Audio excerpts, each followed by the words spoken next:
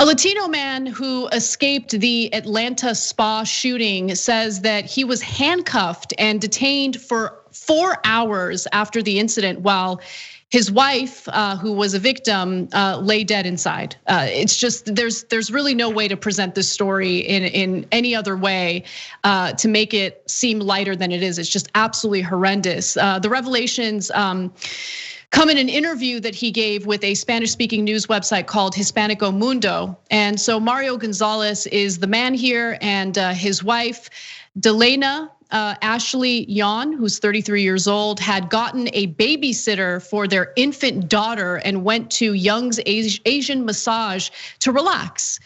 They were in separate rooms inside when the gunman opened fire. Gonzalez said that he heard the gunshots and worried about his wife, but he was terrified. He was too scared to open the door. Deputies arrived within minutes, and Gonzalez, who survived the shooting that killed his wife, said police detained him in handcuffs for 4 hours after the attack. Gonzalez said that he was held in a patrol car outside the spa. Now, while he was being interviewed with his Hispanico Mundo, he said this: "They had me in the patrol car the whole time. They were investigating who was responsible, who exactly did this." And what's relevant about the timing is that while he was being detained for 4 hours, there was already a description, a clear description of the perpetrator. Gonzalez's accusation would mean that he remained detained after police released security video images of the suspected gunman, and after authorities captured him 150 miles south of Atlanta. So here's a man who's being detained. He's handcuffed in the back of a patrol car. He doesn't know at this point whether his wife made it. Doesn't know if his wife is alive, doesn't know what happened. And it wasn't until they were about ready to let him go that they informed him that his wife was murdered inside that facility. It's just absolutely disgusting. And clearly the reactions that we saw from some of the police officials after that tragic event happened kind of gives you a sense of some of the issues that there are within that police department, which we can talk about in more detail in just a minute. But Cenk, why don't you jump in? Yeah, so they detain him at 5 o'clock. You want to arrest, not arrest, but detain some people in there to make sure that you got the right person or you don't let go the wrong person. There's some logic in that, as tragic as it is, as he's worried to death, of course, about his wife. But they had surveillance camera. They detain him at 5 o'clock. They get surveillance camera footage of the actual assailant at 6:30. And it doesn't match him at all. It's a young white guy. He's a middle-aged Latino guy. And then at 8 o'clock, they know exactly who it is, and they're now beginning to pursue the suspect. They still don't let him go, one of the victims, remember, until an hour later. So, look, easy to say better safe than sorry. But would they have detained? Look, one part will make it easy. Would they have detained a woman that long? Very likely the answer is no, right? Would they have detained a white guy that long? It's very hard to know, but given what we told you about last week about this department, unlikely, okay? But any way you slice it, that is awfully heartless. You know, in a situation like that, you've got to act quick.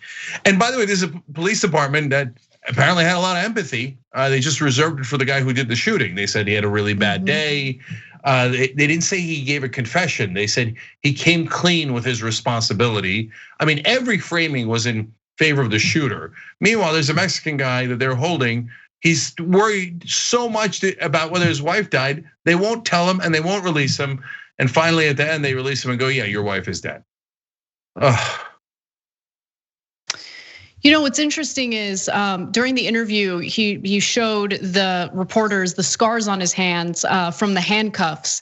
And he was asked, like, do you think that your race has anything to do with it? And here's his statement: "I don't know whether it's because of the law or because I'm Mexican. The simple truth is they treated me badly. Only when they finally confirmed I was her husband, did they tell me that she was dead. I wanted to know earlier." It's such an awful story all around. And the way that the police handled it, both in their statements following the shooting and in the way that they treated a man who was also victimized by this shooting just gives you more examples of how authoritarian policing has become, how militant policing has become, how they seem to think it's totally fine to take incredibly cruel actions first and then maybe ask questions later. Oftentimes, no questions asked later either. And I can't imagine the unbearable pain in losing your partner like that. Imagine being stuck in the back of a patrol car for 4 hours, not knowing if your partner made it or not. I mean, it's awful all around. And they didn't seem to care. They didn't seem to care that there was already a description of a suspect, that a suspect was already in custody.